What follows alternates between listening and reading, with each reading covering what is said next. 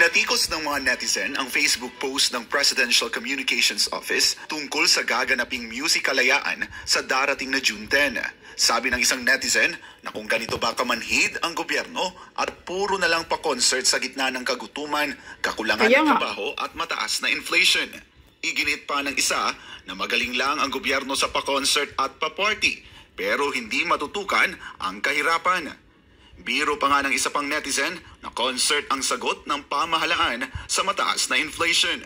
Kahit ang dating opisyal ng palasyo na si Attorney Harry Roque ay napansin ang madalas na pagdaraos ng mga mararangyang fashion show ng Malacanang. Kaya ito na lang ang naging pabirong hirit ni Attorney Roque sa taong bayan. Pangarap kayo at demanding. Yung pangarap ninyo hanggang pangarap na lang yan din. Kaya kayo hindi maligaya kasi dami niyong reklamo. Enjoy tayo mga kaibigan. Huwag na kayong magdusa.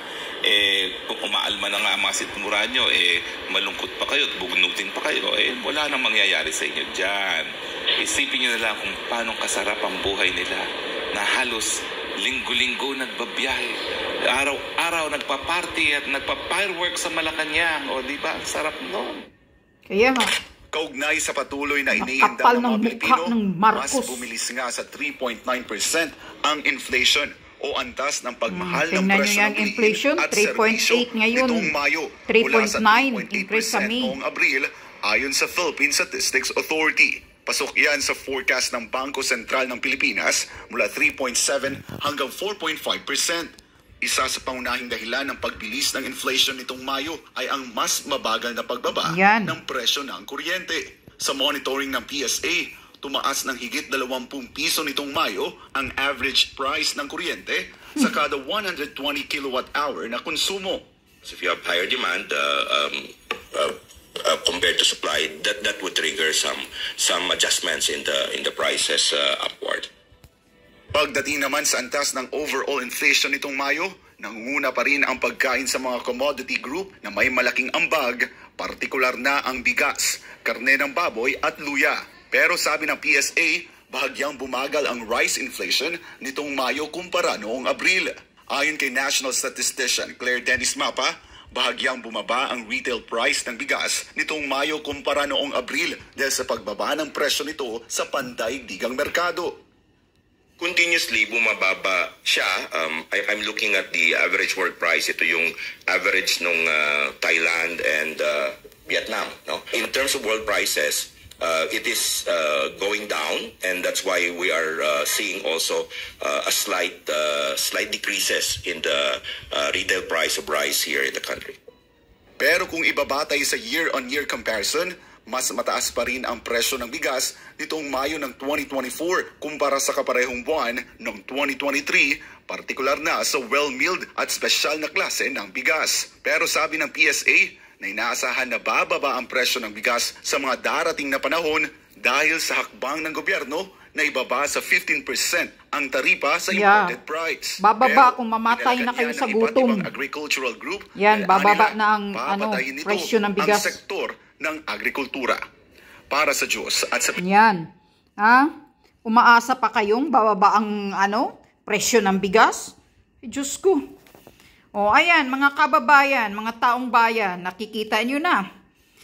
Ngayon, binatikos nyo na. Marunong na rin kayong bumatikos sa mga kasiyahan ng Malacanang linggo-linggo. May pa-concert. Wala talaga silang pakialam sa kagutuman, sa mga nangyayari sa inyo dyan, sa labas, kung namamatay na kayo sa gutom, kung anong nangyayari sa sitwasyon ngayon. Walang pakialam ang bangag na presidente. Basta tuloy-tuloy lang ang ligaya sa utos ni Butod, Mark Aranita, Lisa Butod. Yan. Pa-concert, linggo-linggo, siguro nga, kagabi, baka, party to the max sila kagabi ni Zelensky dyan. Baka may pulburon pa. Ganyan. Sus, grabe, sa panahon ni Duterte, wala talaga yan. Wala talaga yung mga party-party. Kahit ang pagkain ni PRRD noon, nagtitipid siya, nakikisabay siya sa kahirapan ng taong bayan. May tuyo, pritong isda lang. Napakasimple ng pagkain ni PRRD noon. Pero ngayon, naku, feeling talaga ng Marcos na bahay nila ang Malacanang. Feeling talaga nila sila na ang pinakamayaman, sila ang hari ng Pilipinas. Yun ang pakiramdam nila. Talagang ganyan ang mga asta ng mga demonyong Marcos na to. Bangag. Linggo-linggo pa concert, kung ano-ano pa, firecrackers. Nagwawaldas ng pera ng mga taxpayer ang mga hinayupak. Ganyan, wala talaga silang pakialam sa taong bayan.